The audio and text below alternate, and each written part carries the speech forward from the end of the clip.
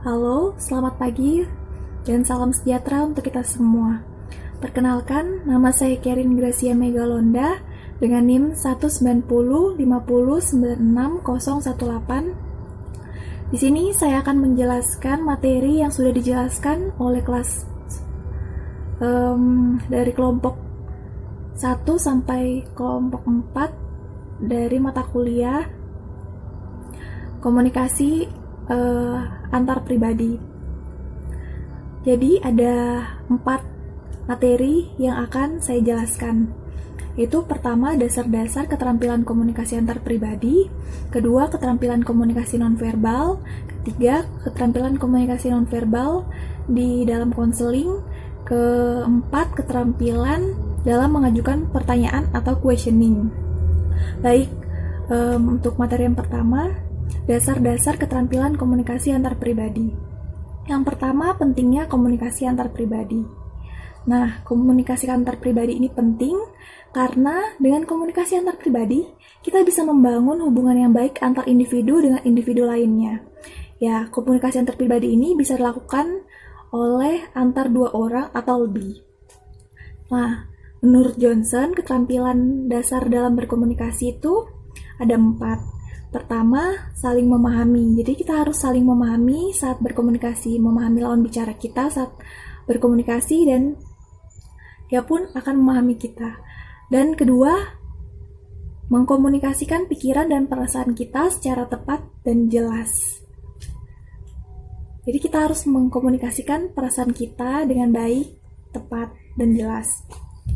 Yang ketiga, mampu saling menerima dan saling memberi dukungan. Kita harus mampu menanggapi keluhan orang lain dengan cara-cara yang bersifat menolong, yaitu menunjukkan sifat dukungan kita, menerima dia dalam berkomunikasi. Keempat, memecahkan konflik dan bentuk masalah antar pribadi yang mungkin muncul dalam komunikasi dengan orang lain melalui cara-cara yang konstruktif. Saat berkomunikasi mungkin ada konflik yang muncul atau masalah atau ada pertanyaan yang harus diselesaikan permasalahannya. Jadi kita harus bisa memecahkan masalah tersebut. Selanjutnya ada komunikasi yang efektif. Komunikasi efektif itu membutuhkan komponen-komponen dalam komunikasi. Yang pertama ada pengirim pesan dan isi pesannya. Orang yang mengirimkan pesan itu orang yang mengirimkan pesan itu pada penerima pesan. Selanjutnya, isi pesan itu berupa informasi yang dikirimkan oleh pemberi pesan atau pengirim pesan. Yang kedua, simbol atau syarat. Ya, simbol dalam berkomunikasi atau syarat-syarat yang mungkin muncul saat berkomunikasi. Yang ketiga, ada media atau perantara atau penghubung. Saat kita berkomunikasi mungkin ada perantara seperti handphone atau telepon atau mungkin secara langsung. Yang keempat, mengartikan kode atau isyarat. Jadi dalam berkomunikasi kita harus bisa mengartikan kode isyarat dari lawan kita ya, yang ditujukan kepada kita. Selanjutnya, tanggapan balik atau feedback. Dalam komunikasi efektif membutuhkan tanggapan balik atau feedback dalam berkomunikasi. Jika kita tidak mendapat tanggapan balik atau feedback, mungkin tidak terjadi komunikasi yang efektif. Selanjutnya ada hukum dalam komunikasi efektif. Ada 5, yang itu pertama respect atau saling menghargai dan menghormati ketika kita berkomunikasi. Yang kedua empati. Kita menempatkan diri dalam situasi atau kondisi yang sedang dihadapi oleh komunikan kita atau lawan bicara kita. Yang ketiga audible atau pesan yang disampaikan dapat diterima dan didengar jelas oleh penerima pesan tersebut. Lalu yang keempat clarity atau kejelasan pesan yang disampaikan agar tidak menimbulkan kesalahpahaman atau kesalahan penafsiran yang disampaikan. Lalu yang kelima, kita harus humble, yaitu sikap ramah ataupun rendah hati. Selanjutnya, materi yang kedua ada keterampilan komunikasi nonverbal.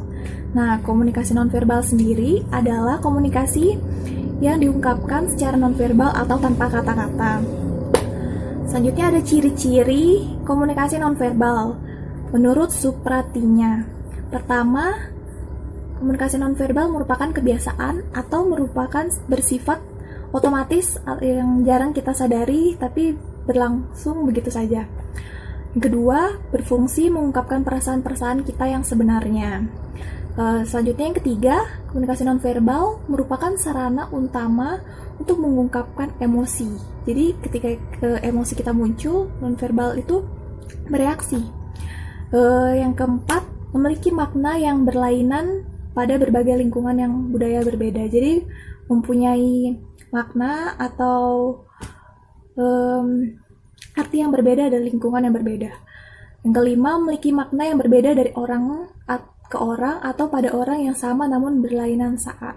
Jadi setiap orang memiliki makna yang berbeda saat berkomunikasi nonverbal. Selanjutnya, komunikasi nonverbal itu memiliki fungsi pertama, melengkapi komunikasi verbal. Misalnya saat sahabat kita berkata kepada kita selamat datang sambil tersenyum lalu menepuk punggung kita, itu melengkapi komunikasi verbal yang dia katakan. Lalu kedua, menekankan komunikasi nonverbal. Misalnya dalam perundingan kita tidak setuju terhadap usul yang rekan kita katakan dan dia berkata tidak setuju, dia sambil menggebrak meja gitu. Lalu yang ketiga, membesar-besarkan komunikasi nonverbal. Misalnya sehabis nonton pameran kapal terbang, kita bercerita bahwa kapal terbang super besar ukurannya dan suara supersonik kecepatan terbangnya. Kita berkata, wah kapal ukuran tuh besar sekali dan terbangnya cepat sekali. Sambil melebarkan tangan, lalu kita menukikan di atas kepala tangan kita. Selanjutnya yang keempat, melawan komunikasi verbal. Misalnya teman kita marah, kita ditanya, kamu marah ya? Dan teman kita menjawab, saya tidak marah, tetapi wajahnya terlihat merah dan terlihat marah gitu. Selanjutnya yang kelima, meniadakan komunikasi verbal. Dengan komunikasi nonverbal, contohnya waktu kita dipaksa untuk memberi uang kepada orang, kita mengeluarkan uang saku dan berkata ini uangnya sambil memasukkan uang itu kembali ke dalam saku. Selanjutnya, bentuk-bentuk dalam komunikasi nonverbal. Yang pertama ada bahasa tubuh. Bahasa tubuh berupa raut wajah, gerakan kepala, gerakan tangan, gerak-gerik tubuh yang bisa mengungkapkan berbagai perasaan isi hati, pikiran, dan kehendak dari sikap seseorang. Nah, yang kedua ada tanda. Dalam komunikasi nonverbal, kita dapat menggantikan kata-kata melalui tanda seperti bendera, rambu-rambu lalu lintas, atau aba-aba dalam olahraga. Yang ketiga, tindakan atau perbuatan, seperti tindakan kita yang menghantarkan suatu makna. Yang keempat, ada objek. Objek yang menggantikan kata-kata seperti suatu objek yang menyampaikan suatu arti. Gitu. Lalu, selanjutnya ada hambatan-hambatan dalam komunikasi nonverbal. Jadi, ada hambatan dalam konsep dan pemahaman, di mana komunikasi nonverbal ini tidak dapat dipelajari karena bersifat insting. Jadi bisa saja terjadi kesalahpahaman dalam berkomunikasi nonverbal. Selanjutnya materi yang ketiga yaitu keterampilan komunikasi nonverbal dalam konseling. Nah, keterampilan komunikasi nonverbal dalam konseling ini penting karena menurut Dale Gallagher, pertama, komunikasi nonverbal sangat menentukan makna dalam komunikasi interpersonal.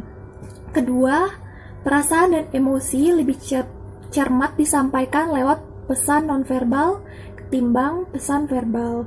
Ketiga, pesan nonverbal menyampaikan makna dan maksud yang relatif bebas dari penipuan, distorsi, dan kerancuan. Yang keempat, pesan nonverbal mempunyai fungsi metakomunikatif yang sangat diperlukan untuk mencapai komunikasi yang berkualitas tinggi. Selanjutnya yang kelima, pesan nonverbal merupakan cara berkomunikasi yang lebih efisien dibandingkan dengan pesan verbal. Selanjutnya yang keenam, pesan nonverbal ini merupakan sarana sugesti yang paling tepat. Nah, selanjutnya ada bentuk keterampilan komunikasi nonverbal dalam konseling. Pertama, ada keterampilan mengamati. Jadi dalam komunikasi nonverbal itu kita harus pandai dalam mengamati. Dalam berkomunikasi nonverbal kita harus bisa mengamati pesan komunikasi nonverbal yang ditunjukkan oleh konseli. Kedua, keterampilan memaknai. Memaknai arti dari komunikasi nonverbal tersebut. Ketiga, keterampilan memahami. Memahami yang dimaksud dalam komunikasi nonverbal tersebut. Selanjutnya, ada bentuk keterampilan attending dalam komunikasi nonverbal dalam konseling. Yaitu pertama, ada posisi badan. Posisi badan yang baik itu duduk yang baik menghadap klien, menghadapkan wajah pada klien, dan badan tegak lurus. Lalu kontak mata. Kontak mata harus menatap klien dengan wajar. Lalu ketiga, mendengarkan. Kita harus dapat mendengarkan dengan sepenuh hati apa yang dikatakan oleh klien atau konseli tersebut. Selanjutnya ada bentuk keterampilan acceptance dalam komunikasi nonverbal dalam konseling. Acceptance atau menerima, seperti menganggukkan kepala, posisi duduk yang condong ke depan, dan perubahan mimik, dan juga memelihara kontak mata dengan konseli. Selanjutnya, materi keempat, keterampilan mengajukan pertanyaan atau questioning. Jadi pertama, ada konsep dasar dalam questioning. Menurut Johnson, pertama kita harus mampu saling memahami antara orang yang kita tanyakan dengan pertanyaan yang kita ajukan. Kedua, kita harus mampu mengkomunikasikan pikiran dan perasaan kita secara tepat dan jelas dengan menunjukkan sikap hangat dan rasa senang kita dalam berkomunikasi dengan lawan bicara kita. Ketiga, kita harus saling menerima dan saling memberikan dukungan, juga saling menolong dalam memecahkan masalah dalam komunikasi, menanggapi keluhan orang lain dengan cara menemukan pemecahan-pemecahan terhadap masalahnya dalam saat berkomunikasi. Yang keempat, kita harus mampu memecahkan konflik dan bentuk-bentuk masalah antar pribadi yang mungkin terjadi dalam komunikasi kita dengan orang lain. Selanjutnya, keterampilan mengajukan pertanyaan dalam counseling. Kita bisa mengajukan pertanyaan terbuka. Adalah pertanyaan yang secara luas bisa ditanyakan. Selanjutnya ada pertanyaan tertutup atau pertanyaan yang jawabannya mungkin hanya ya atau tidak, atau hanya singkat saja. Selanjutnya ada keterampilan mengajukan pertanyaan dalam penyambutan awal.